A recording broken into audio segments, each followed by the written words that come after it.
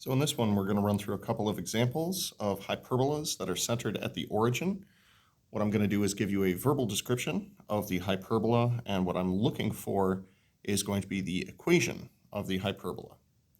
So first and foremost, let's read through this example. We're going to find the equation of a hyperbola centered at the origin with a vertex at 5, 0 and a focus at 8, 0.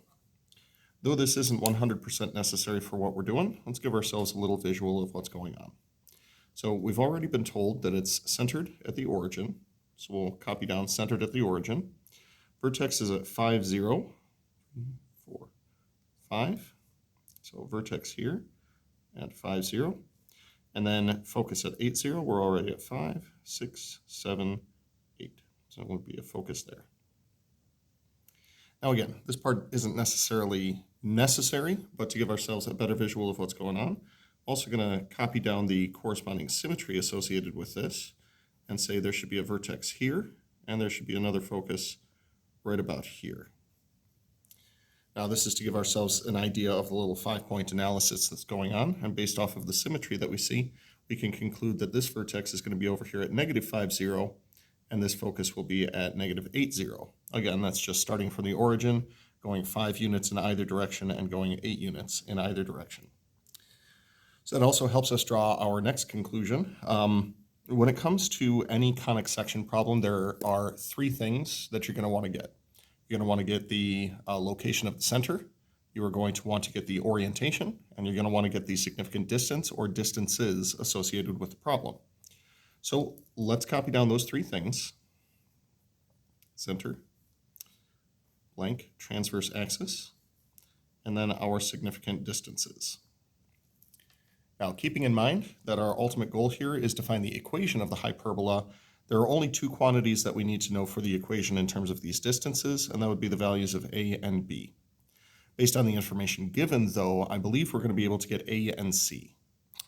With that in mind, we defined a to be the distance from the center to a vertex, which we can get in this case because that would be this distance right here. So from 0, 0 to 5, 0, starting at the origin, we moved 5 units to the right, and that'll give us our value of a. So a is going to be 5. And starting from the center and going out to a focus, in this case, that would be c. So that'd be center to focus. And again, in this case, that would be 8 units. So that's c is equal to 8. Now, b is defined as the distance, once again, from center to co-vertex, and we don't currently have that. But we do have enough information for us to figure it out. And the way that we figure it out is through the use of the Pythagorean theorem. If you ever have 2 of these distances and want the third, you can always use the Pythagorean theorem to find the third one. So a squared plus b squared is equal to c squared is what we're looking for. We have a value for a, and we have a value for c, so I'm going to go ahead and plug those in. That'll be 5 squared plus b squared is 8 squared. Simplifying 5 squared, we get 25. Leaving b squared is b squared. And 8 squared, that'll be 64. 2 steps of algebra will allow us to solve for b squared. Subtract 25 from both sides, and we'll get b squared is equal to 39. And technically, that's all that we need to do with that. If you did want to take it a step further and say, well, actually, that would be the square root of 39. If we were actually graphing this thing, it would be necessary to have that piece of information. However, because we're just looking for the equation of this, we don't technically need what b is as long as we have b squared. The reason is we can see all 5 of these points here lie on the same horizontal line. So in our case, this will be a horizontal transverse axis. And for the horizontal transverse axis, standard form is going to be x squared over a squared minus y squared over b squared is equal to 1. Which means that all we need are the values of a squared and b squared. Well, we have a. We figured out that a was equal to 5, so a squared is going to be 5 squared, which is 25. Minus y squared over, technically all we need is b squared, and we already have that b squared is equal to 39, so we'll just plug in 39. Now, if you did want to plug it in as square root of 39 squared, you could certainly do that as well. So this is the standard form of the final answer that we're looking for. However, I don't want to leave you hanging with only one example of just the horizontal transverse axis. So let's go ahead and try this one out as well. Make sure that ink is nice and dried before we try this one out.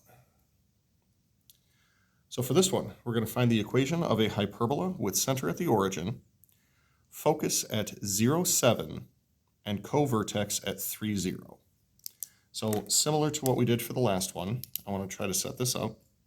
So we've got center at the origin, center, 0, 0. If we go up 7 units, 2, 3, 4, 5, 6, 7, we arrive at a focus, 0, 7. And if we go 3 units to the right, we arrive at a co-vertex in the form of 3, 0. Now, of course, we can use symmetry to get the other 2 significant points associated with these. So over here, we'll see a co-vertex at negative 3, 0. And if we go down 7 units, 3, 4, 5, 6, 7, we'll just call this a non-uniform scale. That'll be down at 0, negative 7. So ideally, that looks like it should create a nice, perfect little T shape right there. Now, going back to what we said on the other side, though, 3 things that we said we're going to need will be the center, the orientation, so what kind of transverse axis, and then our 3 distances. Now, this one looks very similar to the previous example in the form of the center is going to be 0, 0. And we have 2 of the distances, or can calculate 2 of the distances, without necessarily having access to the third one. Sorry, the lights went out. There we go, all better. So, based off of definitions that we have, A is center to vertex, B is center to co-vertex, and C is center to focus. Once again, we can get 2 of those from the information given. We'll calculate the third one. So with that in mind, center to focus we have right here, and that'll be our C value, and that'll be 7. Additionally, we have center to co-vertex, which we'll do right here, just like this.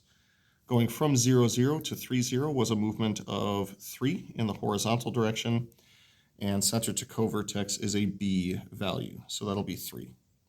Once we have 2 of these distances, we can once again make use of the Pythagorean theorem to find the third. So over here, we'll copy down a squared plus b squared is equal to c squared. We'll plug in what we do know, and we'll solve for what we don't know. A, we don't know. B, we do know. And C, we do know. Simplifying our squares, we'll have a squared plus 3 squared is 9. 7 squared is 49. Once again, 2 steps of algebra to solve for a. We'll subtract 9 from both sides. That'll knock out the ones place completely. We'll get a squared is equal to 40. Now, normally we would take a square root at this point to finish solving for a, and we would get a is equal to the square root of 40, which can be simplified into 2 square roots of 10 by factoring 40 into 4 times 10. Square root of 4 gives the 2, square root of 10 stays as square root of 10. So we can call that 2 square roots of 10 over here. But like we saw on the last one, as long as we have the center, orientation, and A and B, we are all set.